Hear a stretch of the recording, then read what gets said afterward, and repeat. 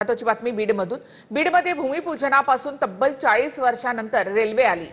बीड ते अहिल्यानगर पर्यंतच्या रेल्वे सेवेचा लोकार्पण सोहळा आज मुख्यमंत्री उपमुख्यमंत्र्यांच्या उपस्थितीमध्ये पार पडलेला आहे। सोहळ्यामध्येच बीड जिल्ह्यामधल्या लोकप्रतिनिधींमध्ये श्रेयवादाचं नाट्य देखील रंगलं। पाहूया।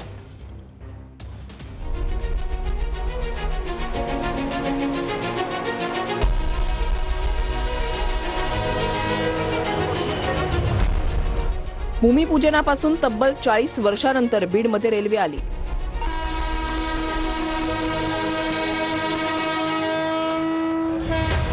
बीड ते अहिल्यानगरपर्यंत धावणाऱ्या रेल्वेचा उद्घाटन सोहळा पार पडला। मुख्यमंत्री फडणवीस, उपमुख्यमंत्री अजित पवार, मंत्री पंकजा मुंडे, खासदार बजरंग सोनवणे हे उद्घाटन सोहळ्याला उपस्थित होते। पण या सोहळ्यातच बीड जिल्ह्यातल्या लोकप्रतिनिधींमध्ये श्रेयवादाचं नाट्य रंगलं।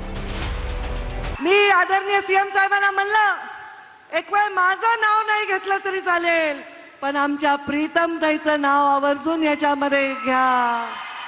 10 वर्ष ही रेल्वे प्रत्यक्षात उतरली। म्हणजे बाप्पा, तुम्ही तर खूप भाग्यवान आहात। नांगरलं कोणी, पेरणी कोणी केली आणि कापणीच्या वेळी आमचे बाप्पा आले। बीड जिल्ह्यातल्या जनतेने मला निवडून दिलं, त्याचं काम करण्याचा सालकरी गडी म्हणून मी प्रामाणिक प्रयत्न करतोय। मी रेल्वेचा ट्रॅक टाकण्याच्या मागे मिटिंगा घेऊन आजपर्यंत रेल्वेच्या जीएम पासून चीफ इंजिनियर पर्यंत, मिनिस्टर पर्यंत, बोर्डाच्या अध्यक्षापर्यंत आतापर्यंत मी जवळपास 16 मिटिंगा घेतलेल्या आहेत। आणि त्या बैठकामधून काय फलित झालं तर आपली रेल्वे आजपर्यंत आपल्याला इथं आलेली आहे। मी माननीय मंत्री पशुसंवर्धन, पर्यावरण व वातावरणीय बदल श्रीमती पंकजा मुंडे मॅडमना विनंती करतो की त्यांनी या प्रसंगी आपले मनोगत व्यक्त करावे। सोहळ्याच्या वेळेला पंकजा मुंडेंचं नाव भाषणासाठी पुकारण्यात आलं। त्यावेळी अजित पवार मुख्यमंत्र्यांशी काहीतरी बोलताना दिसले। पंकजा मुंडे माईक समोर आल्या आणि काही क्षणासाठी थांबल्या।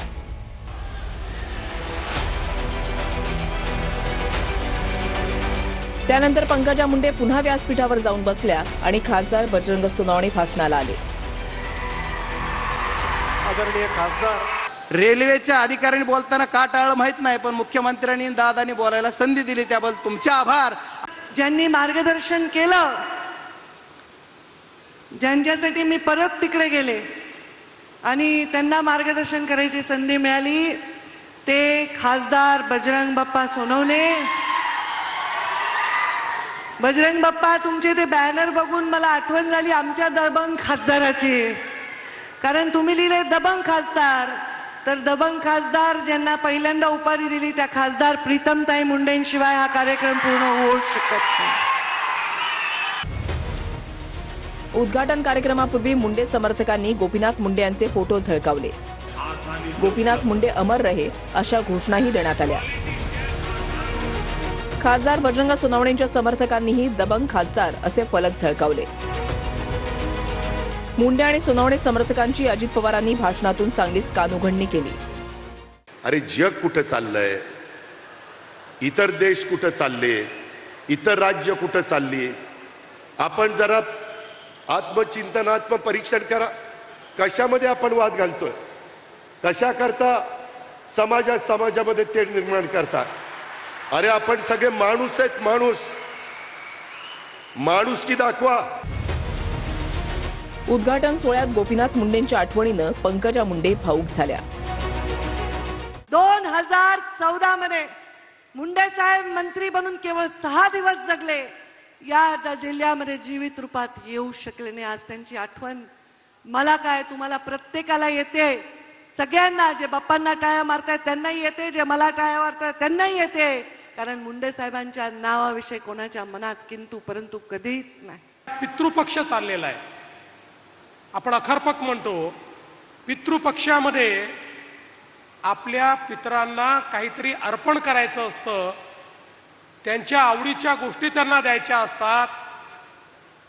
आमच्या मुंडे साहेबांच्या आवडीचा विषय काय होता तर बीडची रेल्वे होती, ती आज आम्ही त्यांना या ठिकाणी अर्पण करतोय। केशर काकू क्षीरसागरांच्या काळात भूमिपूजन झालं, त्याच्यानंतर रजनीताई पाटील खासदार झाल्या, नंतर जयसिंगराव गायकवाड 2 वेळेला खासदार झाले, नंतर मुंडे साहेब एक वेळेला खासदार झाले, नंतर अचानक ते आपल्याला सोडून गेले, त्यांना मी भावपूर्ण श्रद्धांजली अर्पण करतो. त्याच्यामध्ये नंतर प्रीतमताई राहिलेल्या टर्म मध्ये आल्या, नंतर अजून एक टर्म प्रीतमताईंना मिळाली आणि आता बजरंग सोनवणे आले. एवढे खासदार झाले तेव्हा कुठं आपली रेल्वे अजून पण पुढे जायची आहे. परळी, बीड, अहिल्यानगर असा 261 किलोमीटरचा हा मार्ग आहे. आज या रेल्वे मार्गाचा पहिला टप्पा बीड ते अहिल्यानगर सुरू झालाय. पुढील वर्षापर्यंत हा संपूर्ण रेल्वे मार्ग सुरू होणार आहे. बीड ते अहिल्यानगर रेल्वेला 5.5 तासांचा वेळ लागणार आहे. आठवड्यातील 6 दिवस ही ट्रेन धावणार आहे. रविवारी ही ट्रेन धावणार नाही. बीड ते अहिल्यानगर मार्गासाठी 45 रुपये तिकीट आहे. सकाळी 6 वाजता अहिल्यानगरहून ट्रेन सुटेल. ती ट्रेन दुपारी 12:30 वाजता बीडला पोहोचेल. त्यानंतर तीच ट्रेन दुपारी 1 वाजता बीडहून निघून संध्याकाळी 6:30 ला अहिल्यानगरमध्ये पोहोचेल. बीड ते अहिल्यानगर दरम्यान एकूण 16 स्टेशन्स आहेत. बीड, राजुरी, रायमोर, विगणवाडी, घाटनांदूर, अंबळनेर, बावी, किणी, आष्टी, कडा, धानोरा, सोलापूरवाडी, लोणी, नारायणडोह आणि अहिल्यानगर या स्थानकांवर ही ट्रेन थांबेल.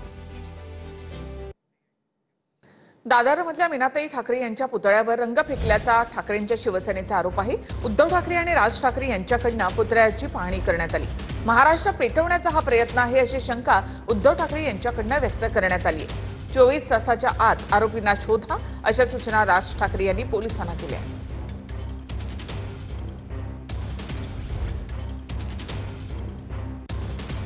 तर दादरमधल्या मीनाताई ठाकरे यांच्या पुतळ्यावर रंग फेकल्याचा आरोप ठाकरेंच्या सेनेनं केलेला आहे. उद्धव ठाकरे यांच्याकडून त्या पुतळ्याची पाहणी करण्यात आली. राज ठाकरे यांनी सुद्धा पुतळ्याची पाहणी केली. त्याचबरोबर रंग फेकणाऱ्यांवर कारवाई करा, त्यांना शोधून काढा अशा सूचना राज ठाकरे यांनी पोलिसांना केल्या आहेत. तर उद्धव ठाकरे यांच्याकडनं हा दंगल पेटवण्याचा प्रयत्न असल्याची शंका व्यक्त करण्यात आली आहे. मी पुन्हा एकदा सांगतो की ज्याला आपल्या आईवडिलांचं नाव घ्यायला लाज वाटते की अरे शी काय म्हणजे शरम वाटते, अशा कोणतरी एका बेवारस माणसाने केलं असेल, किंवा जसं बिहारमध्ये मोदीजींच्या मातोश्रींचा अपमान केला म्हणून बिहार बंद करण्याचा जो असफल प्रयत्न केला गेला, तसा आज महाराष्ट्र पेटवण्याचा कोणाचा तरी प्रयत्न असू शकेल.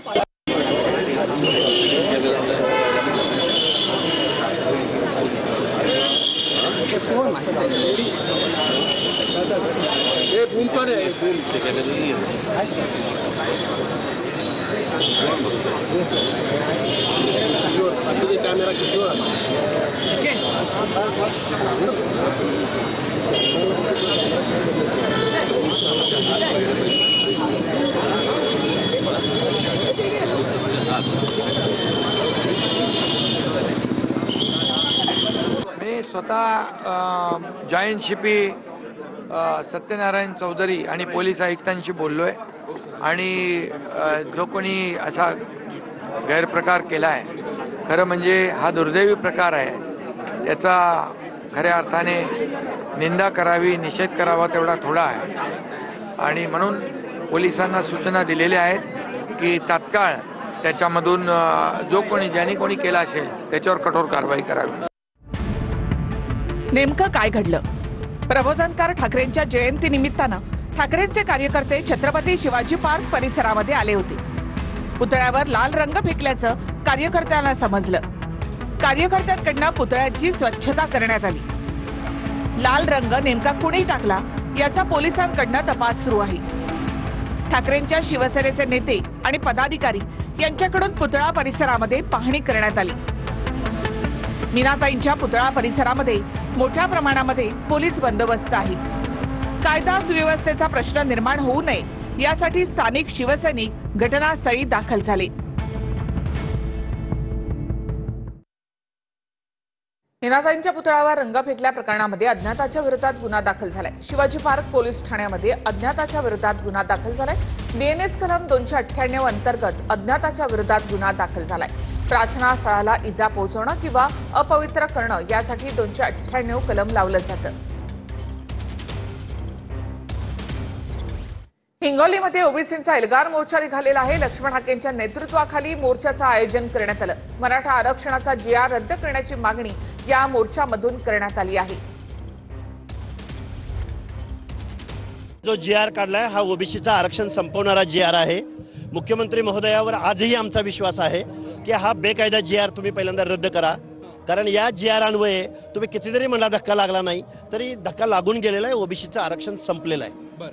महाराष्ट्र शासनाने कितीही त्यांना सर्टिफिकेट देऊ, या आमदार खासदारांना आणि सत्ताधाऱ्यांना जर मराठा समाजाच्या मताची काळजी लागली असेल तर ओबीसी मात्र इथून पुढे त्यांना धडा शिकवेल. तर एसटीतून आरक्षणाच्या मागणीसाठी आज बंजारा समाजाने 3 ठिकाणी मोर्चे काढले. वाशिम, जालना आणि चाळीसगावमध्ये बंजारा समाजाकडून मोर्चा काढण्यात आला.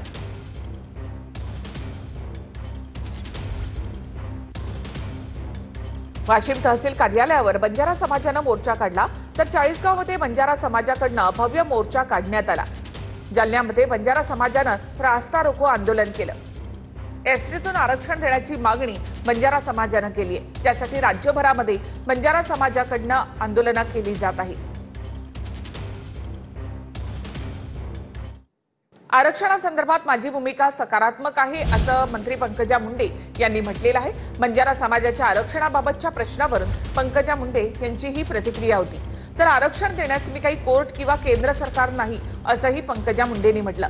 संविधानाच्या चौकटीमध्ये समाजाला न्याय मिळाला पाहिजे असं पंकजा मुंडे यांनी म्हटलंय. त्यांची भावना निसर्गता असणार आहे.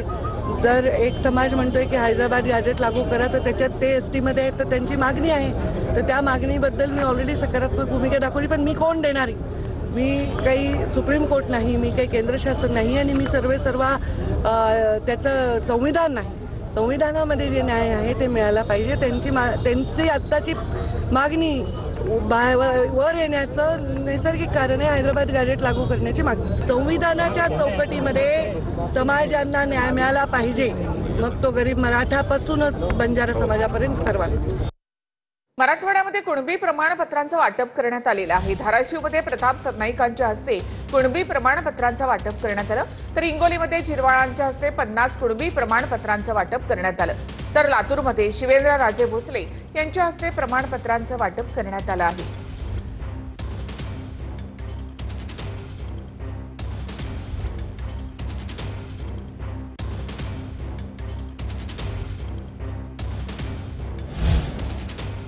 तर कटुता थांबवली पाहिजे याचा अर्थ वाय होतो असं शरद पवार यांनी म्हटलेलं आहे. कटुता थांबवण्यासाठी मुख्यमंत्र्यांनी हातभार लावला पाहिजे असं पवारांनी म्हटलं. फडणवीसांच्या टीकेवरून शरद पवार यांनी हा पलटवार केलाय. आपल्याला माहिती आहे पवार साहेब कशा करता प्रसिद्ध आहेत. पवार साहेबांनी एक्स म्हटलं की वाय समजायचं, याकरताच पवार साहेब प्रसिद्ध आहेत. त्याच्यामुळे मोठे नेते आहेत त्यांच्यावर अधिक काय बोलू. त्याचा अर्थ वाय त्यांना कळत असेल तर मला काही म्हणायचं नाही. काही किंमत देऊन एकत्र गेलं पाहिजे, कटुता थांबवली पाहिजे या वाक्याचा अर्थ तसा होतो. मुख्यमंत्र्यांनी सुद्धा अशा प्रसंगी सगळ्यांच्या संदर्भात एक वाक्य त्याला सूचक वातावरण करायचा हातभार लावला पाहिजे. तर मुंबईनंतर मनोज जरांगे पाटलांनी चलो दिल्लीचा नारा दिलेला आहे. देशभरातील मराठा समाजाचं दिल्लीमध्ये अधिवेशन घेणार असं जरांगे पाटलांनी म्हटलं. हैदराबाद सातारा गॅझेटच्या अंमलबजावणीनंतर अधिवेशन घेणार असं जरांगे पाटलांनी म्हटलंय. धाराशिवमधील हैदराबाद गॅझेट संदर्भातील बैठकीमध्ये मनोज जरांगे पाटील यांनी ही घोषणा केली. दिल्लीपर्यंत झेंडा त्या दिवशी भगवा फडकतो.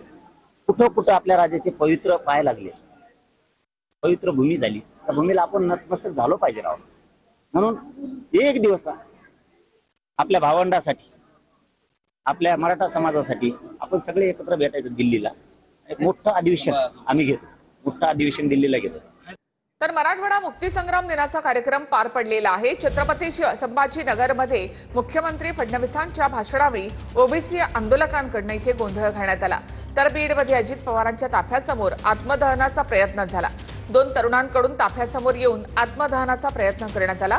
तिथे धाराशिवचे पालकमंत्री प्रताप सरनाईक यांच्या हस्ते ध्वजारोहण कार्यक्रम पार पडत असताना खासापुरीमधील ग्रामस्थांनी इथे गोंधळ घातला.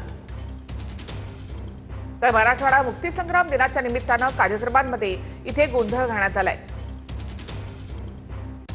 मला या गोष्टीचं अतिशय दुःख आहे की आपण मुक्ती संग्रामाचा कार्यक्रम करतोय आणि त्यामध्ये येऊनही काही लोक नारेबाजी करतात. यापेक्षा मोठा स्वातंत्र्य संग्राम सेनानींचा अपमान या ठिकाणी असू शकत नाही. पण ईश्वर त्यांना सुबुद्धी देईल. 4च माणसं येतात आणि अशा प्रकारे नारेबाजी करून प्रसिद्धी मिळवण्याचा प्रयत्न करतात. हे योग्य नाही.